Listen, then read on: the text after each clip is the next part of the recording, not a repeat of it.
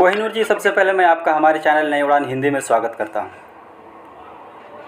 Thank you. और आपको बधाई भी देता हूं, क्योंकि आप बधाई के पात्र हैं, क्योंकि आपका सपना था जामिया का पार्ट बनने का और आप मेहनत किए और अभी आप जामिया के पार्ट हैं। हाँ, पिछली बार एंट्रेंस दिया था और तभी सिलेक्शन हुआ था। बेसिकली आज के इस इंटरव्यू में हम डिस्कस करेंगे बीए ऑनर्स हिंदी जामिया मिलिया इस्लामिया को लेकर, तो जो लोग इस साल प्रिपरेशन कर रहे हैं एंट्रेंस के लिए, उनके हेल्प के लिए। तो कोहिनूर जी, सबसे पहला सवाल मेरा आपसे ये होगा, जो कितने नंबर का बीए ऑनर्स हिंदी का पेपर होता है? जामिया में एंट्रेंस के लिए तो 100 नंबर का होता है। उसके जो है 2 पार्ट होते हैं। एक पार्ट में लगभग पहला पार्ट होता है, उसमें 40 एमसीक्यू आते हैं, और एक पार्ट बी होता है, उसमें 60 मार्क्स का रिटन एग्जाम होता है। कोहिनूर, जैसे आपने बताया जो 100 नंबर को 2 भाग में बांटा हुआ, सब्जेक्टिव एंड ऑब्जेक्टिव, मैं यहाँ पे ये जानना चाहूँगा जो इन टोटल की अगर हम बात करें सब्जेक्टिव और ऑब्जेक्टिव का, तो सिलेबस क्या है? सिलेबस में कि सिलेबस चेंज होता रहता है। पिछली बार जो हमें बताया गया था उसमें मेंशन था कि 40 नंबर के जो एमसीक्यू आएंगे उसमें 20 नंबर्स के लगभग हिंदी साहित्य से रिलेटेड एमसीक्यू होंगे और 20 नंबर्स की जीएस होगी। लेकिन सिलेबस में ये मेंशन था, लेकिन जब हमें एग्जाम हॉल में जाकर देखा तो 40 के 40 नंबर लगभग हिंदी साहित्य से रिलेटेड थे। और उससे पहले का हम जो ट्रेंड देखते हैं सच में 17 में 18 में और 2016 में जो ट्रेंड था वो लगभग 20 क्वेश्चन जीएस के आते थे और 20 हिंदी साहित्य से रिलेटेड होते थे। लेकिन जिस बार हमने एंट्रेंस दिया था उस बार 40 से 40 हिंदी साहित्य से रिलेटेड थे। और सब्जेक्टिव पार्ट में? सब्जेक्ट के पार्ट में जो क्वेश्चन आते हैं वो लिखने के लिए आते हैं, उसकी वर्ड लिमिट होती है 100 वर्ड्स और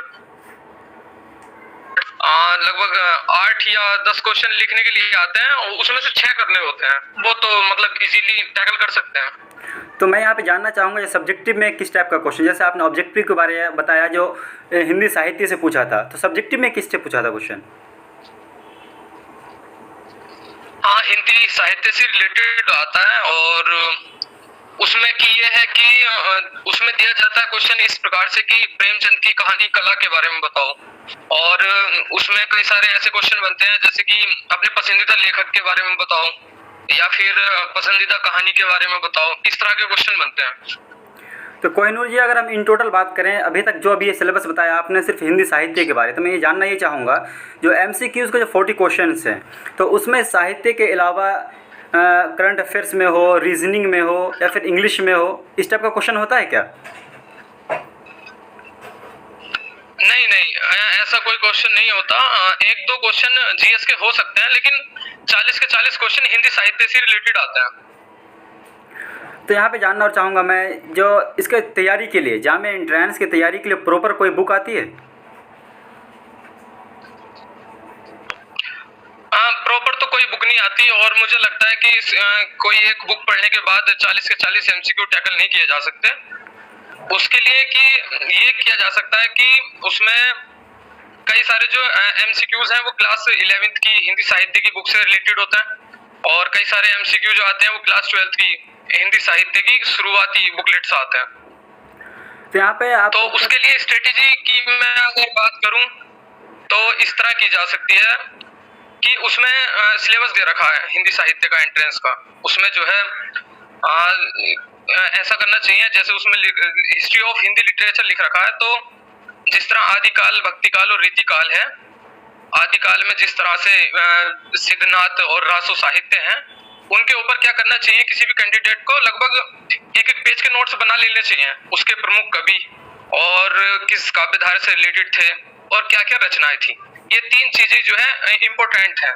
इसी तरह आदिकाल, भक्तिकाल, रीतिकाल, जो हिंदी लिटरेचर की जो हिस्ट्री है उसके जो कवि हैं, एक तो उनका ब्यौरा लगभग होना चाहिए, पता होना चाहिए, और उसमें उन्होंने कौन कौन सी रचनाएं लिखी हैं ये होना चाहिए। लगभग इसी तरह के क्वेश्चन बनते हैं उसमें। तो यहाँ पे मैं आपका पर्सनल ओपिनियन जानना चाहूँगा, जो आपने जो तैयारी किया, जैसे आपने एक स्ट्रैटेजी के बारे में बताया, जो लोग तैयारी कर रहे हैं उस तरह करेंगे, मैं आपका पर्सनल स्ट्रैटेजी जानना चाहूँगा मैं।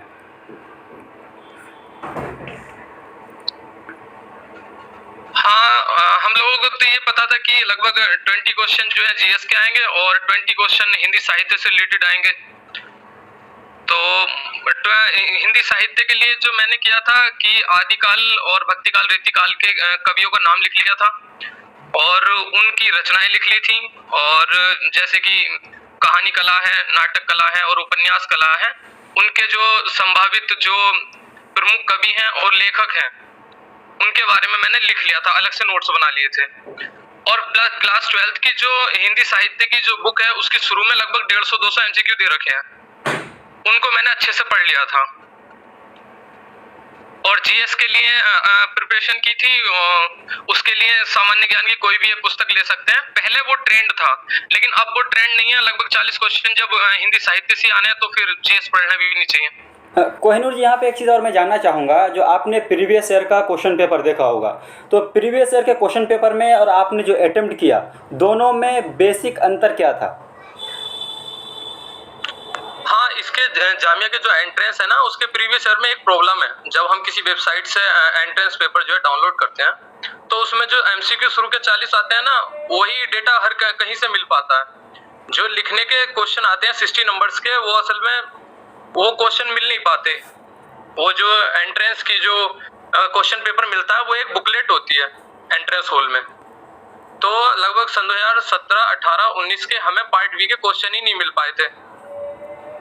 वो जो है जामिया जो एंट्रेंस की जो बुक सेलेक्ट करता है उसी बुकलेट में जो है क्वेश्चन होता है और उसी में आंसर टैकल करने के बाद में जो हमें वो सबमिट करनी होती है। तो प्रीवियस ईयर के अगर हम क्वेश्चन देखना चाहेंगे तो सिर्फ हमें 40 क्वेश्चन जो एमसीक्यू वाले हैं वही देख पाते हैं। पार्ट बी की तैयारी के लिए बहुत ज्यादा समस्या आ जाती है, कोई भी जो नए कैंडिडेट आते हैं। तो पार्ट साथ भी कुछ ऐसे ही हुआ था, हमें पार्ट बी के बारे में नहीं पता था कि उसमें क्या लिखना होता है। माफ़ी चाहूँगा यहाँ पे, जैसे आपने पार्ट बी को तो डिस्क्राइब किया, मैं असल में जानना ये चाह रहा हूँ, जो पार्ट ए जो इशू होता है कहीं से जाए आपको मिल जाता है प्रीवियस ईयर का, तो उसको स्टूडेंट्स को पढ़ना चाहिए या नहीं? पढ़ने से कितना हेल्प मिलता है? लगभग जब हम उसमें देखेंगे क्वेश्चन कहीं ना कहीं इन चीजों के इर्द गिर्द घूमते हैं, जैसे कि लेखक की जीवनी के बारे में और उपनाम के बारे में और कहानीकार के बारे में, और हिंदी साहित्य से रिलेटेड क्वेश्चन आते हैं लगभग आदिकाल, भक्तिकाल, रीतिकाल से। कट ऑफ किया जाता है हिंदी ऑनर्स के लिए? हाँ, अगर कोई प्रिपरेशन शुरू करता है तो उसको जो है प्रीवियस ईयर के पेपर देखना बहुत ज्यादा जरूरी है, तभी उसको ट्रेंड के बारे में पता चलेगा। तो मैं यहाँ पे कट ऑफ जानना चाहूँगा, जो कट ऑफ किया जाता है कट ऑफ तो लगभग 40 के अराउंड जाता है, 40-45 के समथिंग। जनरल अब जो है कट ऑफ बढ़ता जा रहा है हर साल। सीट कितना है? सीट भी 40 के करीब भी होती है। चलो, बाकी तो सारी जानकारी आपने यहाँ पे डिस्क्राइब कर दिया। जो भी एक नए तैयारी करने वाले कैंडिडेट हैं उनके लिए बाकी स्पेशल गाइडेंस क्या देना चाहेंगे जो लोग तैयारी कर रहे हैं उसे? मैं जो नए कैंडिडेट आते हैं उनसे मैं ये कहना चाहूंगा, पार्ट ए में ज्यादा मेहनत करने की जरूरत है, क्योंकि 40 क्वेश्चन में से लगभग कम से कम 20 क्वेश्चन लाने ही होते हैं। वो क्वालिफाइंग पेपर है। अगर आपके 20 से कम है और आपने पार्ट बी में ज्यादा स्कोर किया है तो भी जो है एडमिशन नहीं होता। एंट्रेंस की जो फाइनल लिस्ट आती है उसमें नाम भी नहीं होता।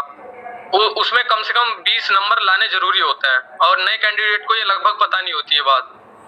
अगर पार्ट बी में अच्छा स्कोर किया है और पार्ट ए में लगभग 15 या 18 नंबर आए हैं तो एडमिशन रुक जाता है। यानी आप ये कहना चाह रहे हैं कैंडिडेट को पार्ट ए पे ज़्यादा फोकस करना चाहिए? हाँ, पार्ट ए पर फोकस करना चाहिए और पार्ट बी के लिए राइटिंग प्रैक्टिस जरूर करनी चाहिए। समय कितना होता है एंट्रेंस के लिए? लगभग 1.5 घंटे होता है। चलो, मैं उम्मीद करूँगा जो सारी जानकारी इस वीडियो में आ गई। बाकी जो लोग तैयारी कर रहे हैं उन्हें काफ़ी हेल्प मिलेगा इस वीडियो से। हमारे साथ बात करने के लिए कोहिनूर जी आपका बहुत बहुत शुक्रिया। आपका भी धन्यवाद, जो आप जो है बच्चों की हेल्प कर रहे हैं और जो गांव दराज में लोग बैठे हैं उन तक गाइडेंस पहुंचे। Thank you.